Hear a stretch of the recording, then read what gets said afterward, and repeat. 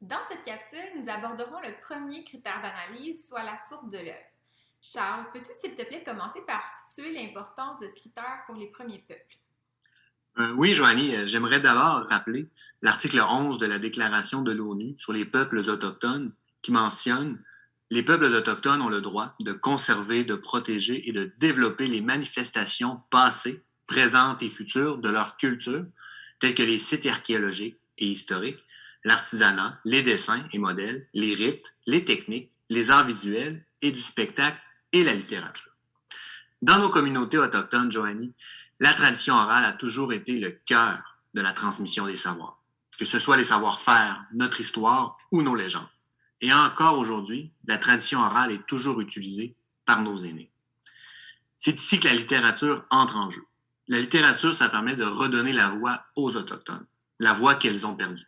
C'est une nouvelle façon de diffuser nos histoires et notre histoire, pour les Autochtones, mais aussi pour les Allochtones qui souhaitent en savoir plus sur nous. C'est une façon de reprendre possession de notre passé et de notre présent.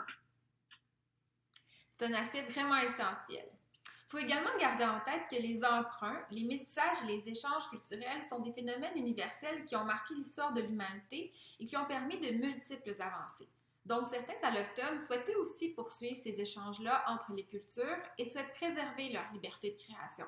L'idée n'est donc pas de censurer les Allochtones au risque de nuire à la créativité et à la possibilité de s'inspirer du patrimoine de l'humanité pour créer.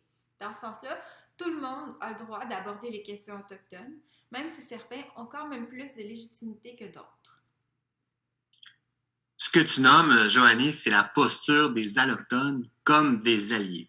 Vous êtes légitime d'aborder la question autochtone si vous le faites comme des alliés, c'est-à-dire dans une perspective autochtone et non dans une perspective colonialiste.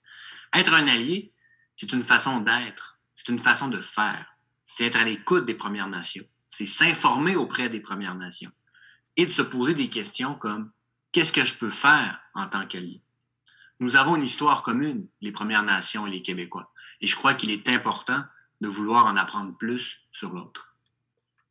En gardant ça en tête, notre équipe et nos partenaires autochtones étaient d'avis que le premier critère pour analyser une œuvre devait être la source de l'œuvre.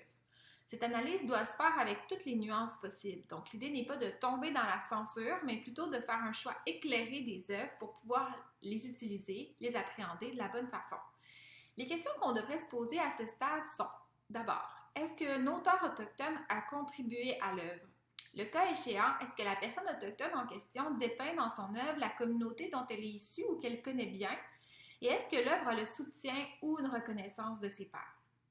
Si l'auteur n'est pas autochtone, donc si l'auteur est allochtone, est-ce qu'il a déjà vécu en communauté autochtone ou a déjà étudié les premiers peuples? Sinon, est-ce qu'il a collaboré avec des membres des premiers peuples pour la rédaction de l'œuvre? Et si l'auteur est un spécialiste des questions autochtones, a-t-il une certaine reconnaissance de la part des premiers peuples?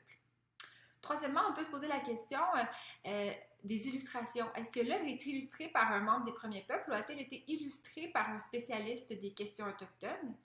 Et finalement, on peut s'interroger sur l'édition. Est-ce que l'éditeur est habitué, spécialisé à éditer des œuvres à caractère autochtone?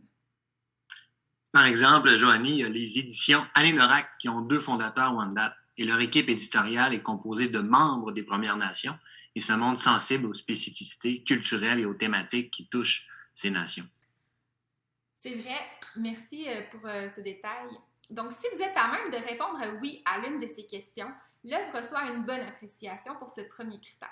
Sinon, il faut demeurer prudent et être bien au fait de cette limite importante quant à l'œuvre, notamment en ce qui concerne les œuvres qui relatent des contes, des légendes et des mœurs autochtones. Au fond, la question primordiale de la source est la même pour n'importe quel type de recherche. Lorsqu'on veut aborder un sujet, on cherche des auteurs crédibles et légitimes.